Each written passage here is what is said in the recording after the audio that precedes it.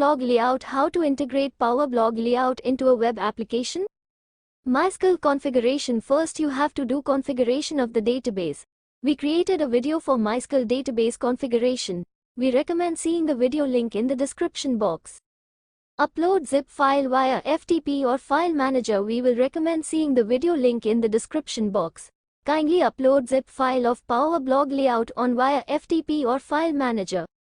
Navigating the Power Blog layout page. On the Power Blog layout page, you will find various layout options. Select your preferred layout with a simple click and you will be able to preview it. To log in, click the admin login button and enter your details. There's also a feature to reset your password, in case you forget it. Once logged in, you will have access to the dashboard. Here, there are numerous options to explore. To create a blog, click the Create Blog button. You will need to fill in several details like meta title, meta description, meta keywords, author name, blog title, and blog category.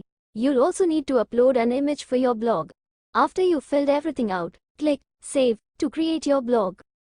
To edit your blog, select Edit Blog. Here, you'll find options to update your blog's meta description, meta keywords, author name, blog title, and blog category.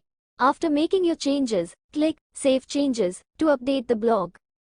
If you decide to remove a blog, there's an option to delete it.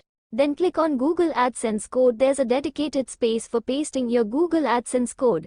After pasting the code, click Save Script. Finally, when you're done with your session, you can log out from the dashboard. Thanks for watching. Please subscribe our YouTube channel.